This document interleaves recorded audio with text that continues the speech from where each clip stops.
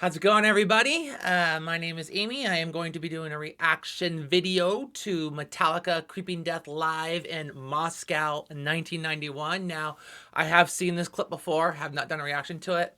I believe there was 1.6 million people at this show. It was with Pantera, with Metallica, a bunch of other great bands.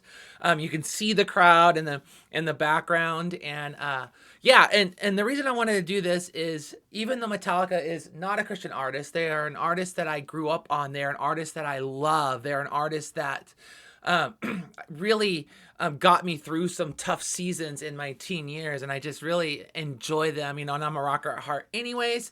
And "Creeping Death" is a song that I guess it was Cliff Burton and James Hetfield were watching the movie Moses or whatever movie it was, and they decided to write a song about the story in Exodus, and they took it from the angle of the angel that was, you know, they call him Creeping Death. And so lyrically, it's actually a really biblical song. It seems to be spot on. Musically, it's phenomenal, and the crowd is insane. And so that's enough about my intro. Let's just hit it and get into this incredibly powerful song. Stage. Look at this people. So many people. Bring it on. Yeah, I can play this. It's one of the first songs I learned to play in guitar back in the day.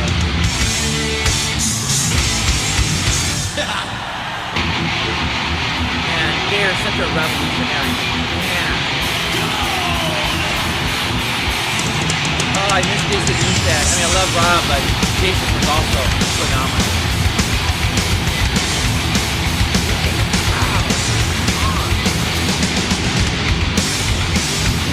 Give me headbanging.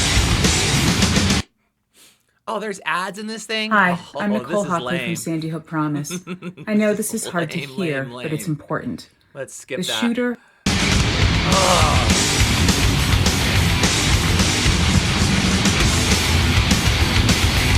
Okay. His voice was it was his voice at the time.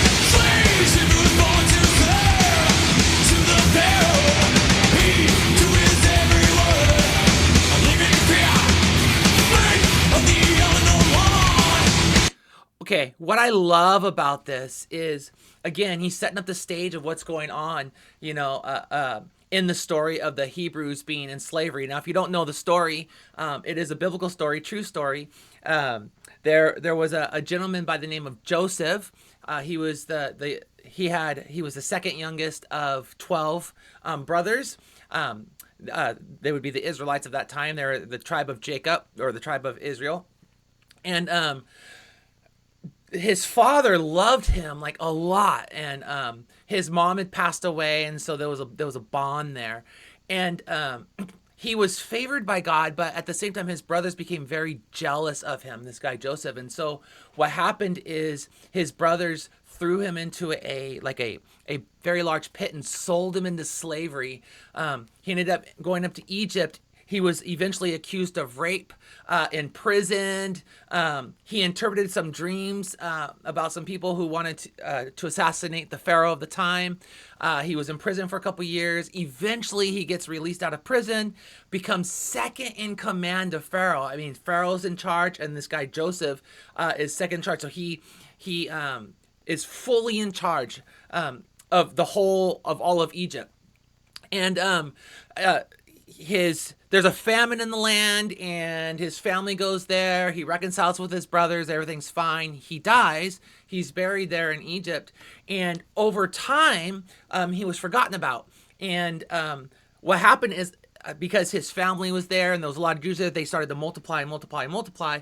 And then there ended up being at least a million men of Jews, probably a couple million Jews that were living in the land. And we're talking about years and years later, for 400 years, the Pharaoh started to enslave these Jews, and they're enslaved there. And so this story is about God getting them out of that, getting them out of slavery, and all that He did to bring them out of that. And so this song is about that. Obviously, the doorpost will be covered with blood. There's the 10 plagues, all that stuff. Then the final blow is the firstborn sons are killed, which this song entails. But there's a little bit of history right there. That's one of the reasons why I love this song. So let's get into this. Oh, I love this band so much.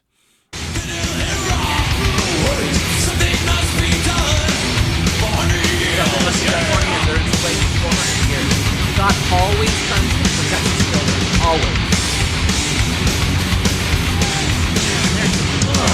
So let it be written. Let it done. So let it be done.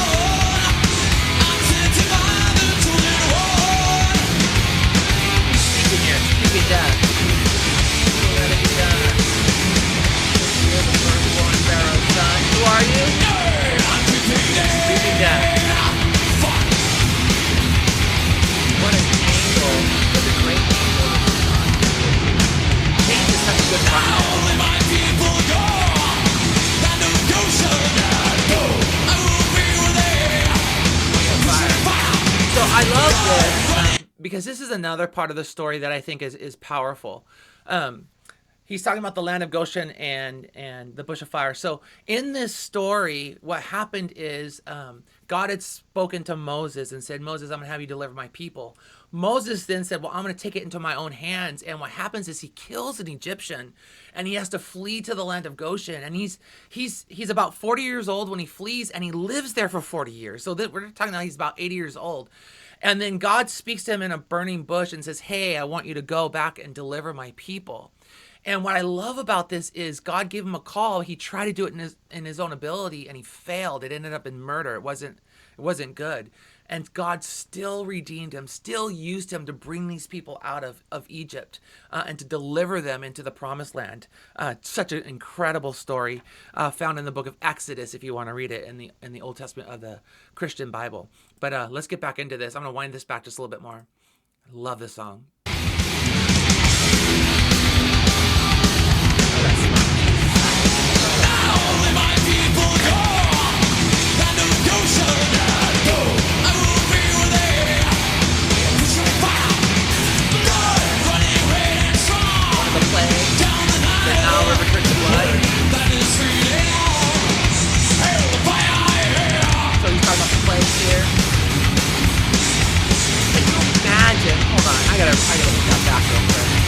Can you imagine playing to this crowd? Let's just get a bigger wide. Look at this crowd. Look at this crowd. Look. Wow. And this is in Moscow, in Russia. I mean, couldn't do that today, could we? But wow. I mean, there's helicopters flying. I mean, wow. That's a lot of people. You don't get that in pop today. You don't get crowds like that. And I love pop. But man, rock is whoo. Woo. Come on, Metallica, take us on your story. Take us on this journey. So let it be written, let it be done. So let it be done. I'm sent to by the chosen one. Confidence. So let it be written. So let it be done. You can't sit at this concert. You're just like all over the place.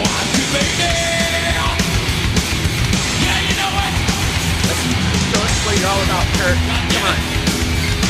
Kirky baby, go.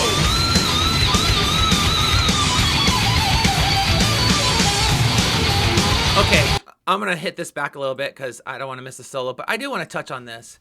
I believe Kirk Hammett is one of the most underrated guitarists out there because he uses his wall pedal a lot, which I love. I love how he uses the wall. But man, this guy has written some memorable solos. I mean, you have just incredible melodies all throughout his career. He doesn't get the credit that I believe he deserves. He is a phenomenal guitar player.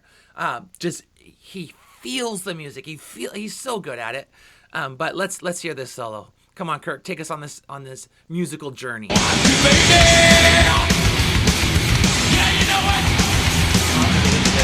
My vibe.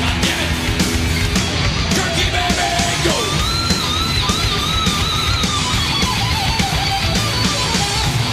If you were to play solo alone, you know what song it is. That's how memorable it is.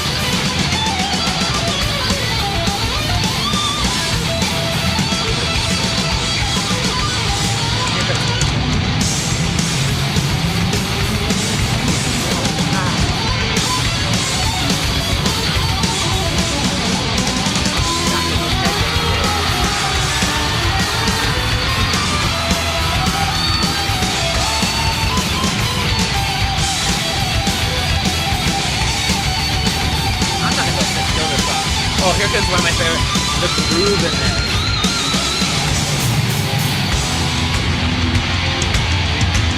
That's such an incredible riff. Especially after that transition. I mean, it's so many good transitions. Okay, I'm going to hit on this too. Sorry. But this is important.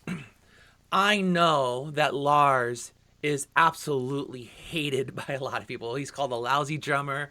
But I will get, man, the guy needs to get some credit. Like, yes, they are arrogant at times and cocky. And I guess you would be if you've done this for so long. But he definitely plays the right parts for the song. He's in the pocket.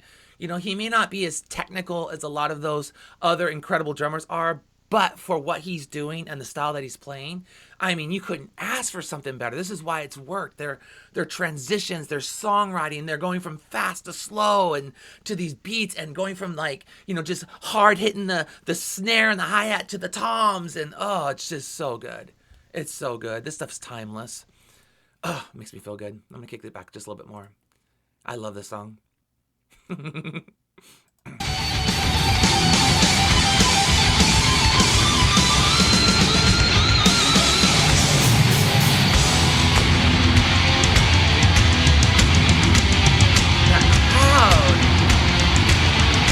Imagine the adrenaline you're feeling.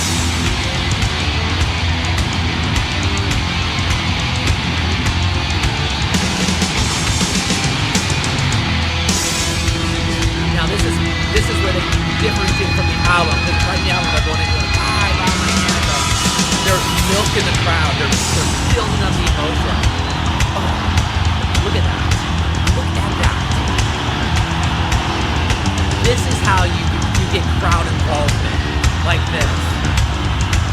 And who's holding We know we got some singing people, so repeat it with me. Die, die, die.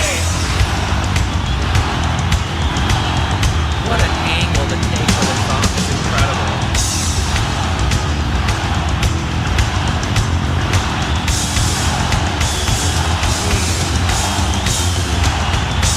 They are just eating the crowd. I would never want to go on after the album. Die by my hand. I creep across the land. Killing football man. Motherfucking die. We'll try to bleep that. It's still a great I song. creep across the land. Killing football man. Back into the riff.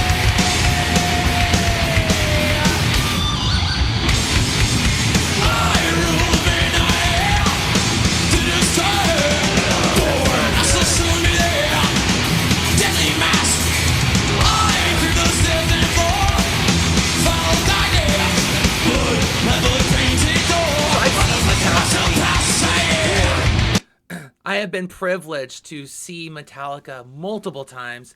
Actually saw them when they were at Lollapalooza. I saw them with like Soundgarden, Devo, you know, Metallica, the Ramones when Joey was alive, when Chris Cornell was alive in that. And they're just a good band. I saw them when the Black Album came out at the Inglewood Forum in California before they went to the Staples Center. The first time they introduced the Snake Pit, when tickets used to be $30 for the Snake Pit, now it's like, you know, way outside of my pay grade.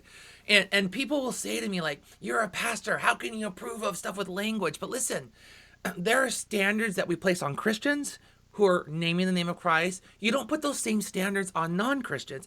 These guys aren't Christians, so if they're going to throw out a cuss word here and there, it's not going to faze me because they're not born again yet. So, and that's fine. I can still appreciate the art, the music, the level of performance. I can appreciate all of that.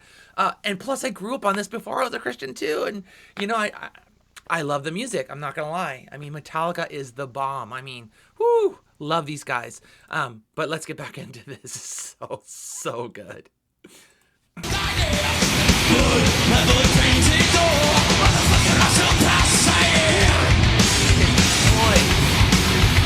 voice is a lot higher now, but he's still got that growl, that grit. So let it be written. Tell us, Jason. So let it be done. Sing for us. I'm sitting by the chosen one. So let it be written. So let it be done. Their chemistry was so Kill the good. firstborn Pharaoh's son. The way they sing the song is good.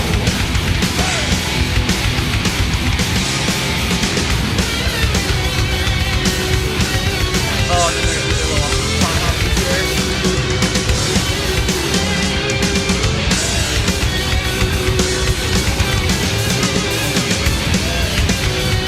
And I can listen to this all day long.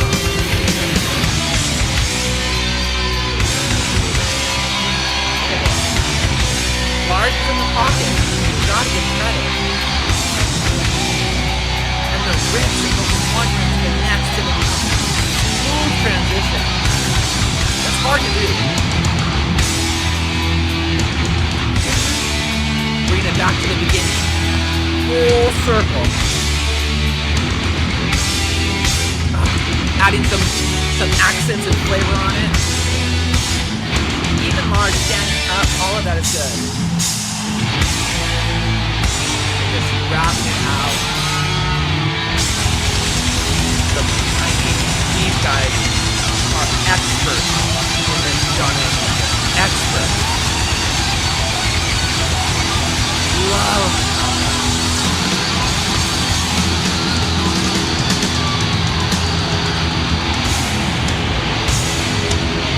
Extended ending just to work the crowd.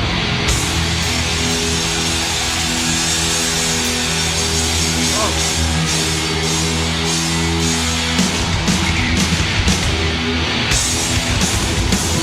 Now that's how you end a song. That's how you end a song. We're just gonna close this out now. That's how you end a song. Right there. Whoo! Whoo! Man. So here's the deal. I grew up on Metallica. I've heard every single one of their songs. Like I've always been a fan of Metallica, even as a pastor. That's the first song I reacted to, though. So I may go down this trail if you guys are interested. You know, I would like to go down some other trails and hit some other genres as well. Maybe some hip hop, maybe some NF, maybe some, I don't know. Throw it out there. Maybe some POD if you want to hit some Christian artists, but they don't have to be Christian artists. I have a bunch of reactions I'm going to respond to that were in the request that's coming up. But man, my blood is pumped. I'm just saying, I mean, how you can't like just sit still with this music. It is so good. It is so good. And so, yeah, there you go. Metallica, Creeping Death live from Moscow, 1991. Phenomenal, top rated, just incredible performance. So thank you guys for listening and have an incredible day.